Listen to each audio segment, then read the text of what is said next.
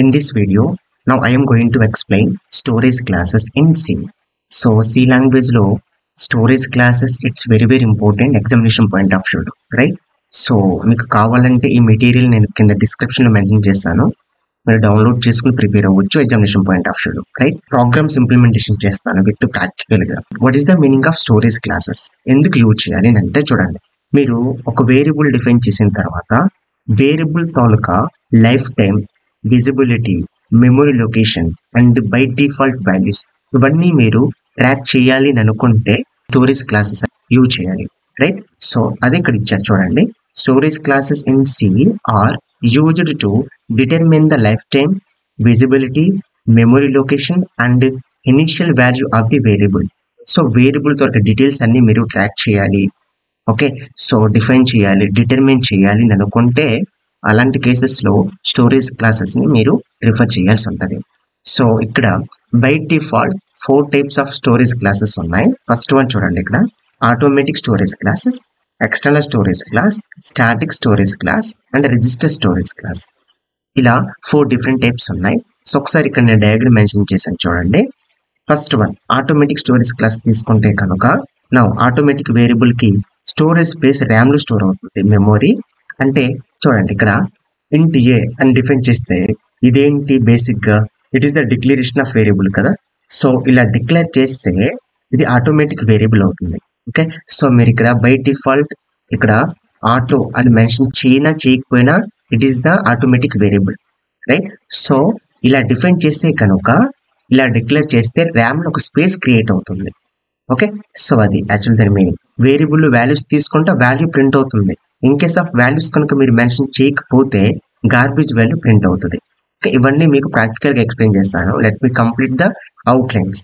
Next scope, local variable, life time within the function, right? So చూడండి, external, so storage places RAM, default value 0, scope global. So life time till end of the main program, maybe declare anywhere in the program. ఇది life time actually.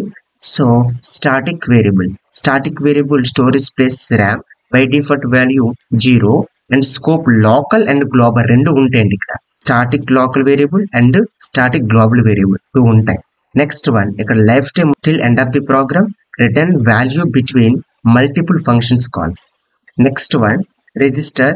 ఇక్కడ storage ఒక సిపియుల register ఉంటుంది కదా, so ఆ register లో ఆ space create అవుతుంది. Register default value garbage and scope local and with in the function life time. So ఇక్కడ నేను ప్రోగ్రామ్స్ మీకు ప్రాక్టికల్ గా ఎక్స్ప్లెయిన్ చేస్తాను. సో ఈ 4 points plus program, okay? Static variable కూడా same 4 points and programs. Okay, ఈ 4 points mention చేస్తే సరిపోతుంది.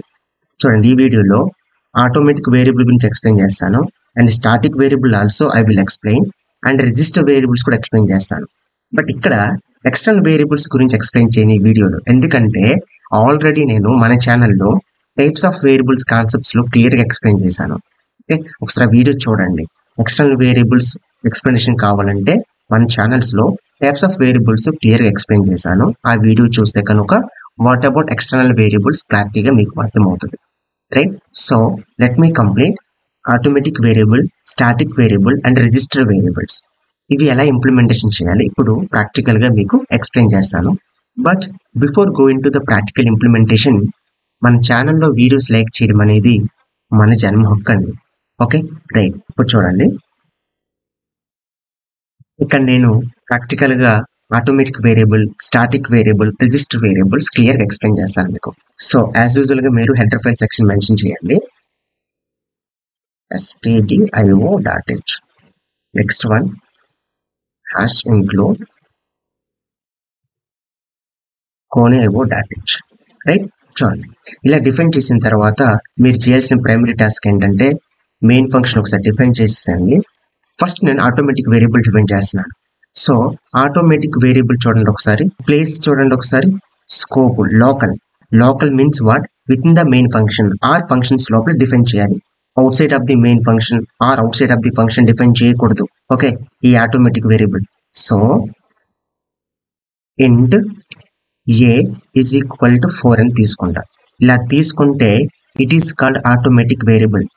సో ఇక్కడ మీరు ఆటో అని డిఫైన్ చేసినా చేయకపోయినా it is called automatic variable. So ఈ ఆటోమేటిక్ వేరియబుల్ అనేది within the main function, within the functions లోపల మీరు డిఫైన్ చేయాలి. Outside of the function define చేస్తే రాంగ్. ఓకే, అది సపోర్ట్ చేయదు. చూడండి ఒకసారి, నేను printf within the double quote ఇక్కడ %t a. సో ఒకసారి దీన్ని ప్రింట్ చేద్దాం. చూడండి, సో ఇక్కడ నేను CLR as మెన్షన్ చేద్దాం. సో చూడండి ఒకసారి, నో మిస్టేక్స్. చూడండి ఇక్కడ వాల్యూ ప్రింట్ అయింది. క్లియర్?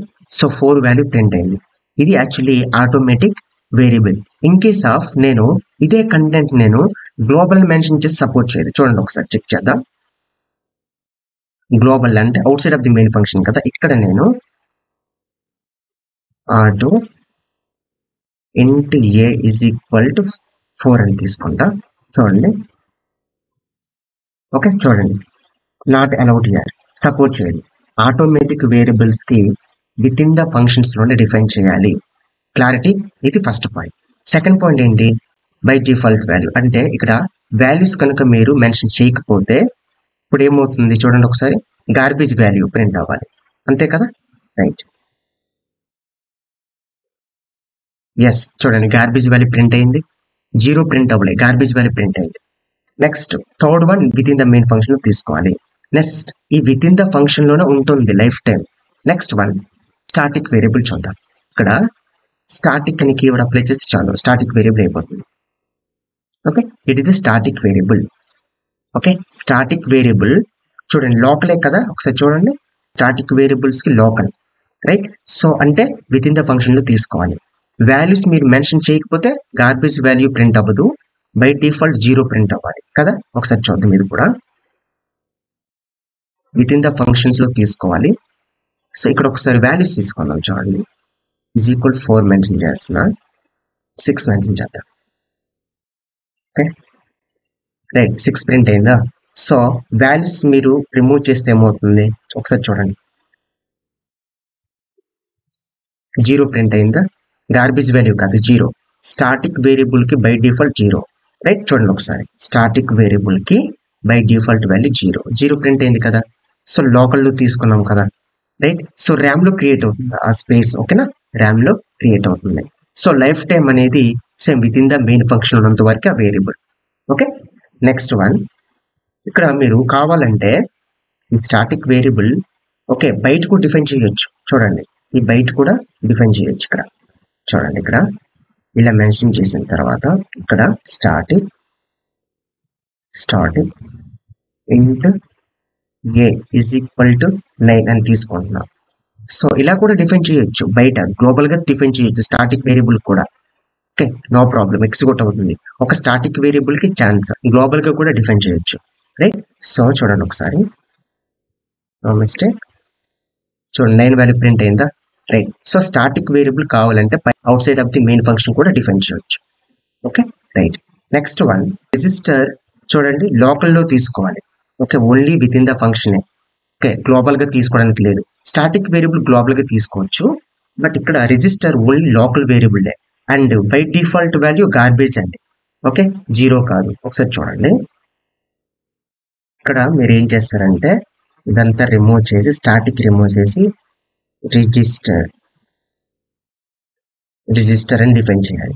ఈ వేరియబుల్ రిజిస్టర్ అని డిఫైన్ చేస్తే it is a register variable, right. So register variable నేను 5 తీసుకుంటా, రైట్. ఒకసారి చూద్దాం, no mistake. Okay, 5 value print అయింది కదా. So within the main function లో తీసుకోవాలి or within the functions లో తీసుకోవాలి, outside of the function తీసుకోవడానికి లేదు, రైట్. దెన్ నౌ ఇక్కడ బై డిఫాల్ట్ వాల్యూ చూద్దాం. ఒకసారి బై డిఫాల్ట్ వాల్యూ చూద్దాం. గార్బేజ్ వాల్యూ ప్రింట్ అయింది కదా. It is the register variable. So what is the uses of register? Register వల్ల యూజ్ ఏంటంటే మీ ప్రోగ్రామ్ ఫాస్ట్ గా ఎగ్జిక్యూట్ అవ్వాలి అని అనుకుంటే కనుక అలాంటి కేసెస్ లో రిజిస్టర్ వేరియబుల్ ని డిఫైన్ చేయాలి. సో తెలుసు కదా, సో ర్యామ్ కంటే రిజిస్టర్ అనేది వర్కింగ్ ప్రొసీజర్ చాలా ఫాస్ట్ గా ఉంటుంది. సో వర్క్ అనేది టాస్క్ అనేది కొంచెం ఫాస్ట్ గా ఫినిష్ అవ్వాలి అని అనుకుంటే అలాంటి కేసెస్ లో రిజిస్టర్ వేరియబుల్స్ ని రిజిస్టర్ స్టోరేజ్ క్లాసెస్ ని రిఫర్ చేయాలి. So register storage class use చేస్తే వర్కింగ్ ప్రాసెస్, ఆ ఎగ్జిక్యూషన్ ప్రాసెస్ అనేది కొంచెం స్పీడ్గా ఉంటుంది. That is the uses of register, right? So I hopes very clear. So మీకు ఏమైనా డౌట్స్ ఉంటే కనుక కమెంట్ సెక్షన్లో మెన్షన్ చేయండి. సో డెఫినెట్లీ మీకు ఆన్సర్ చేస్తాను. Okay, thank you.